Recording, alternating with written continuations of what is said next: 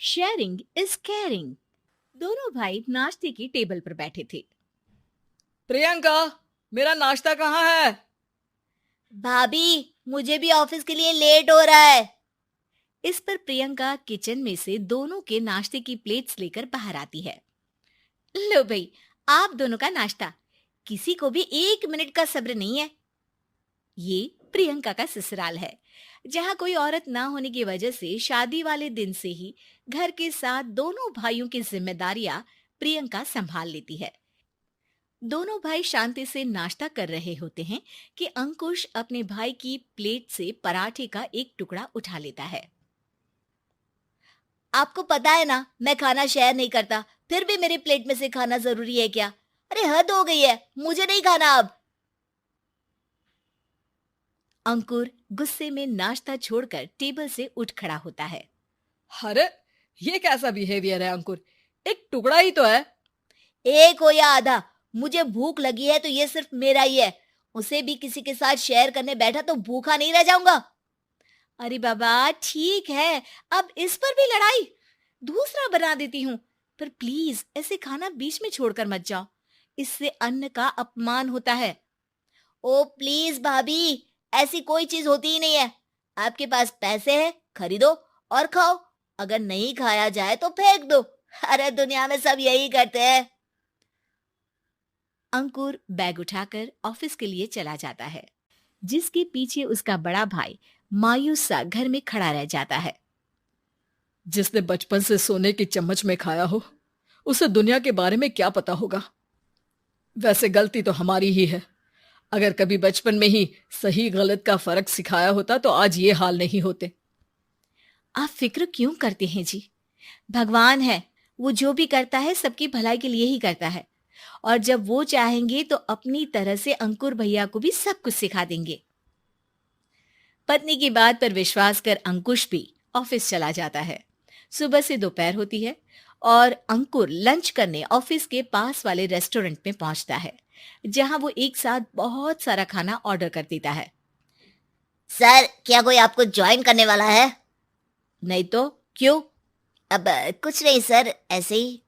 Waiter चला जाता है और कुछ देर में अंकुर का ऑर्डर लेकर वापस आता है, जिस पर अंकुर सब डिशेस में से थोड़ा थोड़ा खाकर बाकी ऐसे ही छोड़कर बिल देकर चला जाता है। वाह भगवान, तेरी माया। कहीं कोई एक एक टुकड़े के लिए तरसता रहता है और ये 5 लोगों का खाना ऑर्डर करके एक का भी पूरा नहीं खाते। पैसे वालों की माया। वेटर टेबल साफ कर बचा हुआ सारा खाना लेकर रेस्टोरेंट के पीछे घूम रहे बच्चों के पास पहुंच जाता है, जिसे देख बच्चों के चेहरे खिल उठते हैं। वाह, आज इतना सारा खाना आया।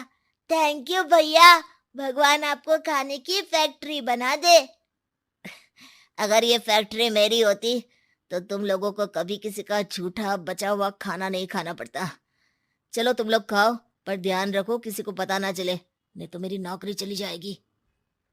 इसी के साथ दिन बीतता है और रात को दोनों भाई एक साथ घर पहुंचते हैं। कुछ देर में सब डिनर करने बैठते हैं, जहां अंकुश अंकुर को समझाने की कोशिश करता है। अंकुर, अगर हमें लाइफ में सब कुछ मिला है, इसका ये मतलब नहीं कि तुम उसका गलत फायदा उठाओ, बल्कि तुम्हें उसकी मदद से दूसरों को भी मदद करनी चाहिए। भैया, जिनके पास नहीं है उनकी वजह मैं तो नहीं ना। और ऐसे बहुत लोग हैं जिनके पास सब कुछ है। इसलिए अगर मैं एक इंसान कुछ नहीं करूंगा तो कोई फर्क नहीं पड़ने वाला। तुम्हारे भैया बस एक चीज समझाना चाहते हैं कि जिस चीज की हमारे पास कमी नहीं है, उसे बर्बाद करने से अच्छा है कि लोगों के साथ शेयर करें। इससे हम सिर्फ सामान नहीं, खुशियां भी बांटते हैं, और इसमें तुम्हारा ज्यादा कुछ तो जाएगा नहीं। भैया भाभी की बात सुन अंकुर कुछ बोले बिना उठकर चला जाता है। इसी तरह दिन बीतते रहते हैं, जिसमें अंकुश और प्रियंका कोशिश तो बहुत करते हैं, पर अंकुर पर किसी भी चीज का कोई असर नहीं पड़ता।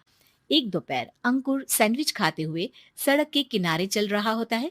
तभी उसकी नजर आइसक्रीम वाले पर पड़ती है और वो सैंडविच सड़क किनारे फेंक आइसक्रीम खरीदने पहुंच जाता है। अब इसे कहते हैं जिंदगी का सुख।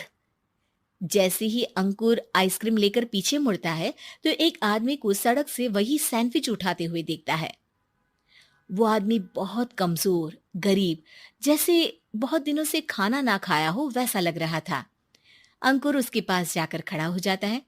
उसे देखकर आदमी सैंडविच अंकुर की तरफ कर देता है। आपको भी खाना है क्या?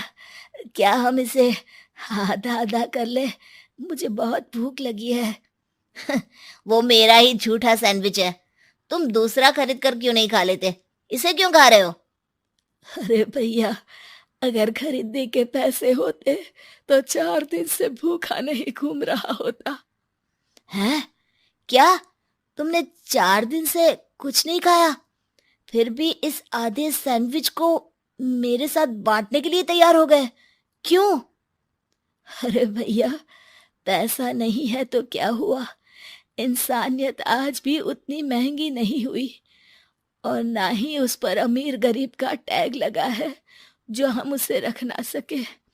पर अफसोस, आजकल लोगों के अंदर पोषण, खून या विटामिन से ज्यादा इंसानियत की कमी होने लगी है। आदमी की बातों से अंकुर को समझ में आ जाता है कि वो आज तक कितना गलत काम करता आ रहा था। इसके बाद से वो अपनी किसी के साथ शेयर नहीं करने और खाने को बर्बाद करने वाली आदत को छोड़ देता है। उम्मीद है कि आपको हमारी ये कहानी पसंद आई होगी।